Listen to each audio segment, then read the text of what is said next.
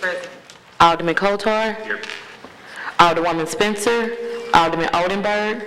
Here. Alderwoman Boyd. Chairman Roddy. Present. 5 present, you have quorum. Great. This is the first meeting of the HUDZ Committee for the year, and we have a couple new members on the committee who are not present. We have one new member who is present, so forgive me if I'm a little over-explain things, but I like to kind of get us into focus. If everybody recalls, we spent the last couple sessions thinking a lot about the economic development plan for the city, and to put that in perspective, what I passed out to everyone is something that I pass out at a number of our committees, and it's the description in our rules of what the responsibilities of the HUDs are. And then I have my own version of the interpretation of it, which is we facilitate urban development to maintain the economic viability of our city and improve our economic well-being of our residents as measured by, and then we're going to go ahead and start coming up with some performance measures.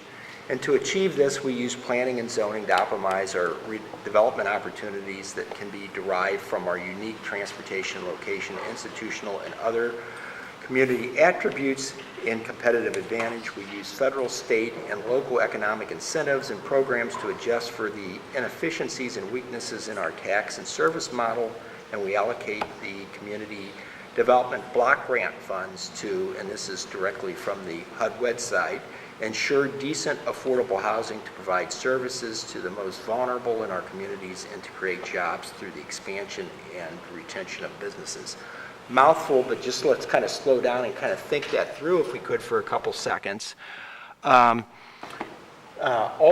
Davis and I were out last week at the dedication of Father Biondi Street along Grand Avenue, Father Biondi Way, and Father gave an impassioned and somewhat long speech, but one of the things that I captured out of it was a quote that he made from one of the nuns that I subsequently had Googled and read a little bit about, and was really interesting. And he used a quote to in reference to the university's mission, and what the quote was no margin, no mission. In other words, unless there's some margin, you know, if you're a little profit margin or a little bit of extra left over, that unless you have a margin in whatever you're doing, you don't have any resources available to provide your mission. And healthcare was the original application. He applied it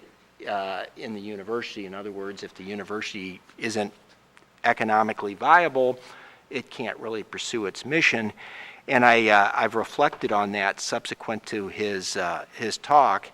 And I think it's applicable for us in city government. If we can't keep the city economically viable, we can't provide needed services for our residents. And so when we took up our responsibilities as outlined in our interpretation of what our mission is, our first thing was to understand the economic viability, what's required to have economically viable city.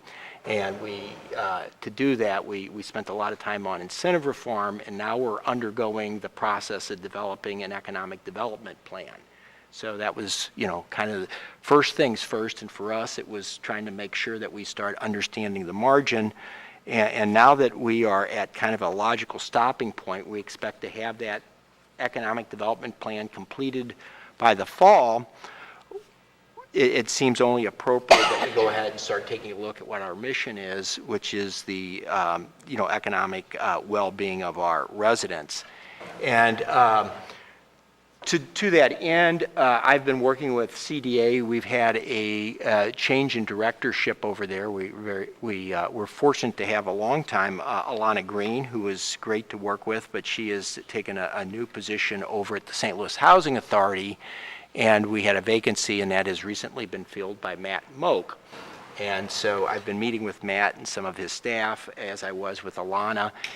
And we have decided that we are in desperate need of an affordable housing strategy for the city, and we will be probably working this fall and going through a similar process as we did, trying to nudge the city to do an economic development plan. I think it's something that's badly needed. I think we need to do a better job of communicating what we already are doing in that area. We are spending a considerable amount of public resources. I think there's opportunities to spend them more effectively and efficiently. And so we will be spending a fair amount of time on that. For Alderwoman Hubbard, we had spent, and I don't want to dwell on this, but we had spent a fair amount of time getting up to speed on budget issues and things like that. Our financial analyst, Dr. Hollis, has kind of prepared some presentations. I think he's been meeting with a lot of the newer older people, and I would encourage everybody, if they haven't sat through that presentation, to sit through it. And we really try to make this a balance of not only passing legislation, but also an opportunity to kind of learn how things work in city government. So we're looking forward this year. We hope to get into the affordable housing stuff in the fall. I also passed out kind of our tentative schedule. We have a somewhat short period of time. Today is our 5/29 meeting, obviously. On 6/5, we'll come back. So today it's going to be mostly bills, I think, from SLDC. Is that not right? And then zoning will have some bills before us on 6/5. And then 6/19, Dale, did we determine that was the last day? And that will have a range of redevelopment bills. Right, and we have a tremendous amount of stuff in the pipeline, so we may end up having to add a meeting unless everybody wants to stay down here all day on the 19th. So that's our tentative schedule, and wanted to get that out to you this fall. We'll try it when we come back. We'll try to have a more comprehensive schedule then for everyone. Mr. Chairman? Yes. Alderman Boyd is going to speak for Alderman Middlebrook. Okay. Along with the project developers. Okay, great, thank you. I'm going to go something a little, the alderman from the 7th said that he had to abstain from a bill that I'm sponsoring, and then we're going to lose a couple people. So my goal is to get that bill done first, and then we will try to get a bill with that we can use previous roll on, and then if we lose someone, we'll be okay. So with that said, Bill, why don't you come up, if it's all right with the committee, if there's no objections, we'll have Mr. Keeling come up and present, who's the attorney on this, and he will explain. This is regarding the Foundry bill. There's no change in any revenue. Well, Bill, why don't you explain it for us? Bill 35. Actually, there's two bills that you'll have in front of you today that deal with the city foundry. It's Board Bill 31 and Board Bill 35. Neither of them in any way change the project itself. They don't change the dollar amounts that were approved earlier in the redevelopment agreements. What Board Bill 31, which is the big thick one, that's the TIF note ordinance. And as some of you know, I guess some of you are newer on the committee, any TIF that goes through ends up having a TIF note ordinance.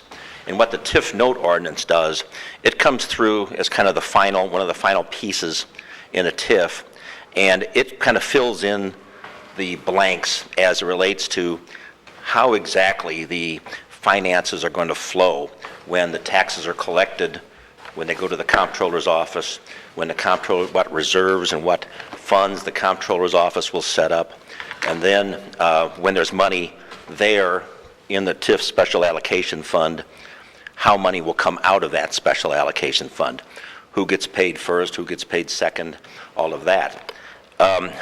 It's a fairly simple concept. It includes a specimen note so that when the TIF notes eventually get issued, there's this bill actually has, okay, what it looks like. So as I say, it fills in the details relating to the financing of the TIF that's earlier been approved. Now, this one has a committee substitute to it, and the reason it does, this was one of the more complicated TIFs that pretty much any of us have worked on before. This TIF had what's called 4 redevelopment project areas. This relates to redevelopment project area number 2. Inside redevelopment project area number 2, there's provision for 4 separate phases of TIF. So we had to figure out, okay, how is that going to work if, for example, the first phase gets paid off and there's still money being generated and it's needed by the second phase or the third phase or the fourth phase. How is that money going to flow to those other phases? Or likewise, if redevelopment, if the fourth phase gets paid off first, hits a grand slam, gets paid off early, how does that money then flow to the third phase, second phase, first phase? That's the reason and the cause for the substitute that we got worked out, and frankly for the thickness of this. Most of this all relates to how those different phases will work together. So this has been reviewed by the Comptroller's Office. It's been worked on, and substantial contribution by Gilmore and Bell, Mr. Spikerman. SLDC has also reviewed it. So that's Board Bill 31 and the committee substitute. And I'm happy to answer questions on that before we go to the second board bill, if there are any. Well, I guess the first thing we need to do is get the committee substitute property before us. The chair will entertain a motion that we take up the 31 committee substitute. So moved. It's been moved and seconded. Madam Clerk, please call the roll. Alderman Boyd.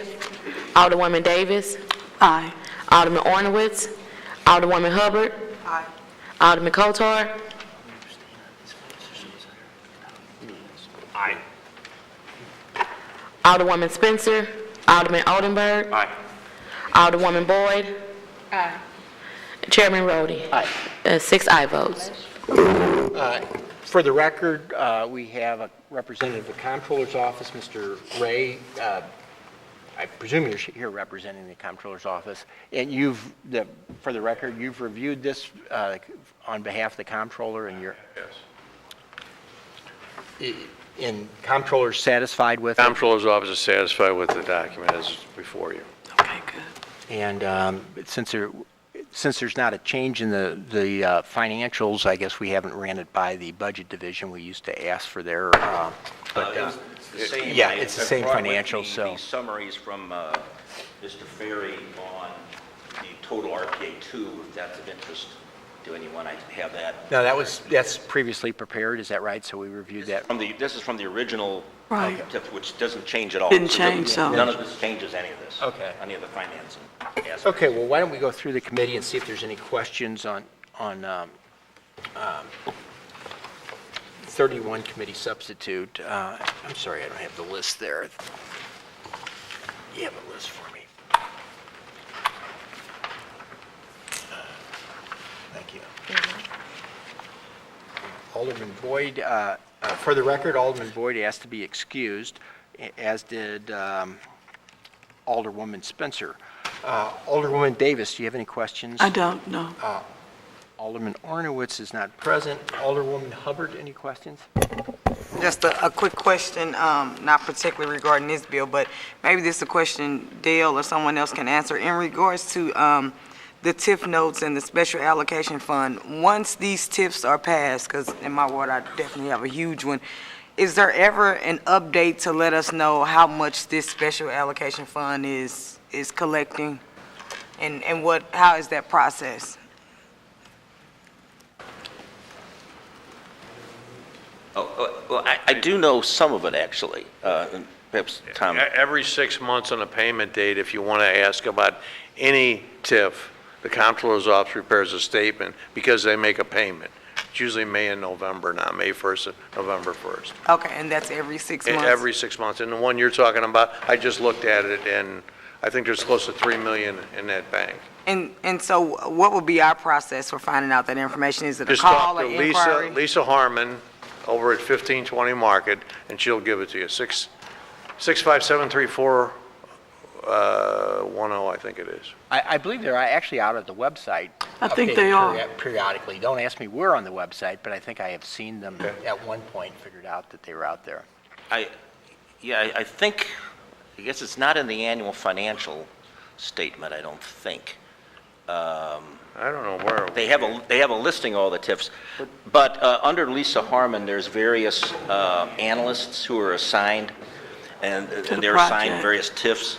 So if you find out who that analyst is, you can just ask them, and they'll happy to give you whatever information they have. Okay, thank you. No further questions. Alderman Kotar, any questions? No questions, Mr. Chairman. As I indicated earlier, I'll be abstaining on Board Bills 31 and 35, just because my firm has some involvement in the project. Alderman Oldenburg. No questions. Alderwoman Boyd. No question. Okay. Okay, hearing no other questions, the chair will entertain a motion on Board Bill 31, committee substitute. So moved. Been moved and seconded. Madam Clerk, roll. Alderman Boyd, Alderwoman Davis, Aye. Alderman Ornowitz, Alderwoman Hubbard, Aye. Alderman Kotar, Abstaining. Alderwoman Spencer, Alderman Oldenburg, Aye. Alderwoman Boyd, Chairman Roddy. Aye. 5 aye votes and 1 abstain. Now we'll take up committee, Board Bill 35, committee, well, I guess 35 initially. Just 35. Okay. Board Bill 35 is another typical TIF bill. Whenever you have a TIF that also makes use of a community improvement district or a transportation development district, there then needs to be later on what's called the intergovernmental cooperation agreement needs to be approved. And what that is really it's a protection for the city because the city has approved a TIF, and that TIF is premised on various revenues flowing into the special allocation fund for the TIF. If it's got a community improvement district, for example, the TIF it's premised on receiving those revenues from that community improvement district. So it's counting on those monies coming in. Likewise, if there's a transportation development district, that TIF is premised on revenues coming in from the transportation development district. So in this case, there's been approved, you all have already approved by earlier ordinance, the establishment of a community improvement district to go with the City Foundry project. There's also been approved a transportation development district to go with the City Foundry. Oh, and those districts are only within the project area itself. It's not citywide, it's just a very specific project. What these agreements do is protects the city and it protects that TIF because it tells the special districts, number one, you've got to keep your tax in place as long as there's a TIF. You've got to keep sending the money to the comptroller's office as long as there's one. You can't spend the money on anything else. So that's what this agreement says to the TDD and the CID that's been set up for the City Foundry project. And then there's a committee substitute for this as well, is that? No, there's not. No, okay. We kept this one simpler. Okay, are there any questions of Mr. Keeling? Alderwoman Davis? No. Alderwoman Hubbard? No questions. Alderman Kotar? No questions. Alderman Oldenburg? No questions. Alderwoman Boyd? You all got a lot going on. This is a lot, no questions. That is a very complicated project, and I think Mr. Smith deserves a lot of credit. He does. His team, a couple of whom are here today, Amanda and Todd Rogan, deserve a lot of credit for all the pieces they've pulled together on this. And for the record, Mr. Ray, the comptroller's reviewed this as well, and Yeah, the council reviewed that. Acceptable. great. Okay. Hearing no other questions, I'll entertain a motion for due pass of Board Bill number 35. Move to do pass Board Bill number 35. Second. Request, Previous roll. request for previous roll. Hearing no objections, we'll consider Board Bill number 35 heard and passed out of committee with a due pass. Thank you all very much. Big projects, take all this. Call me later on today. Sure. Yeah, okay, thank you. So then we have just 38 and 39, is that it then? That's it, yeah, Okay. those two. Well, which of you lady, I guess we'll go with 30, Board Bill number 39. You're not going to, Alderwoman Negrassi is going to take that on your behalf. Alderwoman, do you care to step up?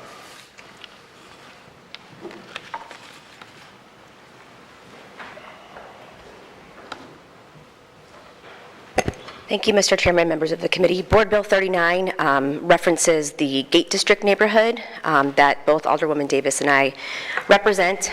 There have been various redevelopment agreements in that area since the late 1970s, the last one being put in place in 1991, which provides for up to a 25-year abatement for projects in that area. Subsequent to what's been happening over the past probably 10 or 20 years and the resolution that was passed out of HUDZ in 2018, Alderwoman Davis and I were working with SLDC to lower the amount of what's needed from 25 years down to up to 10 years to be more in line with the incentive reforms that we've talked about down here and what's happening on the ground in the neighborhood.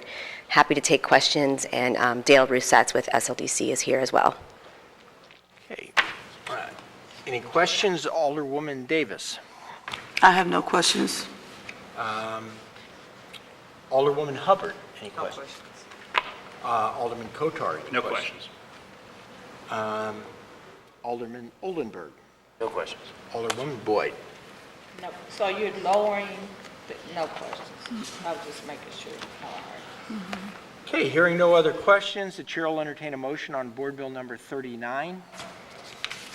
Move that we adopt Board Bill 39 with a due pass recommendation. Second. Previous one. Objection to previous roll. The previous roll, Madam Clerk, Yeah, please because he call the couldn't roll. vote last.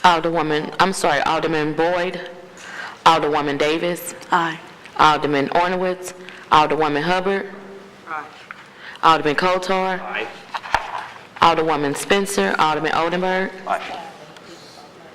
Alderwoman Boyd, Aye. Chairman Roddy. Aye. 6 aye votes. Board Bill number 39 is passed out of the committee with the due pass recommendation. We are now taking up Board Bill number 38. In Alderwoman's Middlebrook's absence, our colleague from the 27th is going to stand in. Alderwoman?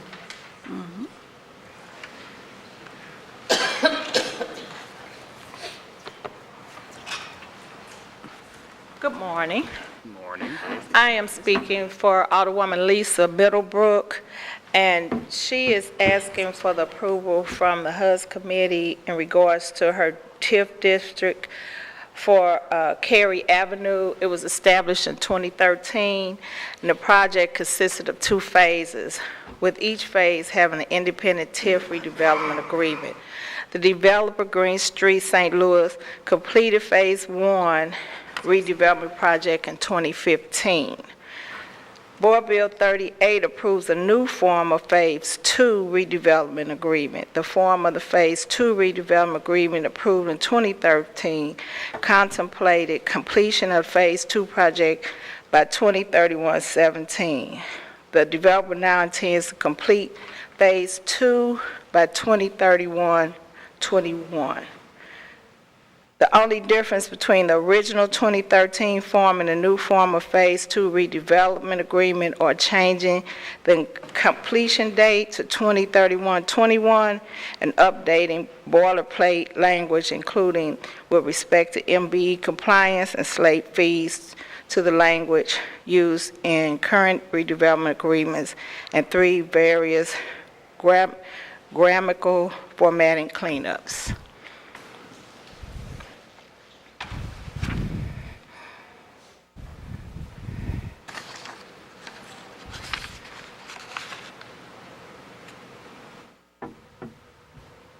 Okay, I'm going to take a shot at trying to make sure I understand that. And I'll have the developer come up on that point. Yeah, Are they here? Yeah. They can come up to kind of explain it to the kind of committee. for us laymen. Yes. Okay, thank you, Alderwoman. How you doing? Good, how are you? Good morning. So the Carrie TIF Avenue, not to restate, but maybe summarize, the Carrie TIF Avenue was approved in 2013, went into effect in 14. We had 2 phases, but there were 2 different agreements under the TIF. Phase 1 was the Central States Thermo King project, which we completed in 2015.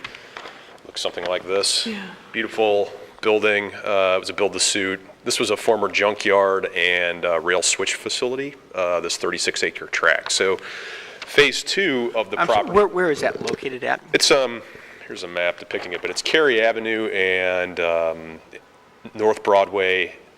The interchange was upgraded in the past 12 months. It's now the Carrie Avenue intersection, I believe. So that's Right at 170, right at the bend in the road. So the cemetery, the Calvary Cemetery and so Okay. forth are just immediately to the northwest of this location. okay. We've done approximately 200 to 250 million in investment in the North Riverfront. So this is another site within that collection of projects that we've done. In addition, Love's Travel Center, if you're familiar with where the Love's is at, this is in essence immediately to the east of the Love's Travel Center project that was completed in 2012, I believe, 2013. So of the 36 acres we've developed, about 17 of those acres, 19 acres remain, which have been, some infrastructure improvements were made in tandem with the phase 1. In essence, we were unable to get the project that we had anticipated with phase 2 off the ground earlier than expected. We now have a project that has the property under contract for us to build a light industrial facility. Would bring 60+ jobs. This is a new operation to the city, about 180,000 plus square foot building as well. So all we're asking for in the revision to the agreement is to shift the project dates, since they're now out of date relative to the initial agreement that was approved in 2013, and update those to reflect the current project today, along with updated MBE language and some other minor cleanup items. No change to the economics of the TIF or any other project facts. So the Area 1 was 17, did you say 17 acres? And how much was the investment in Area 1? About 13 million Okay, in investment in phase 1. okay. And then that was, and then the second one is 19 acres. 19 acres, and the proposed investment's about 95 million. There's a very large equipment investment that goes along with the phase 2 project associated with the company Okay. that would be that And occupant. And then the change in date, does that mean that we're changing the start time for collecting the so we're, The district's been active, the revenues, we're not changing the 23-year window on the TIF itself. We're simply changing the developer's start date for the phase 2 project. Phase 2. So no impact to the current TIF, its collections date, any of the above. how much was this TIF for? It's about Is that both phase 1 and 2? both phases. The second phase is 1.12 million, I believe. So we've already had a note issued on the balance, about 980,000, if I'm doing my math correctly. That note's been issued, it's been getting paid down through the phase 1 project, and so the 1.1 million is tied to the phase 2. That note has not been issued because we haven't completed the project. Well, these TIF notes ought to be Phase 1 is definitely paying down, really quickly, I would think. doing well, yes, ahead of schedule. Yeah, I would think so, and phase 2 will probably be paid down very quickly as We would well. hope so. This is a larger project than we anticipated when we established the TIF district. Okay. Alderwoman Davis, any questions? I don't have any questions, I just have a comment. These are the type of projects that we need more of when we talk about a city that needs to understand how to become financially stable is to have more industry and job making. Everybody talks about building houses. We have a lot of housing units that nobody is in and nobody's coming to be in. So we need to generate income, payroll taxes and everything, and hopefully some people will want to come back and live in the city and have a good job. Thank you. Alderwoman Hubbard, any questions? No questions. Alderman Kotar, any questions? No questions. Alderman Oldenburg, any questions? Questions. I guess Alderwoman Boyd probably has no questions. For the record, Mr. Ray, the Comptroller's Office has reviewed this and is in agreement with it? That's correct. Okay. Great. Hearing no other questions, the chair will entertain a motion on Board Bill number 38. Move that we adopt Board Bill 38 with a due pass recommendation. Second? Previous roll. Hearing no objection, we'll consider Board Bill 38 passed out of committee with a due pass recommendation. Thank you, everyone. Thank you. Thank you. It's great. Man, Efficient meeting, Mr. Chairman. Clearly a We need reflection to- of leadership. We need to have more meetings like this. I have an idea, though, our next couple of meetings are going to be wild. Yeah. Yeah, the next Is that the one. dope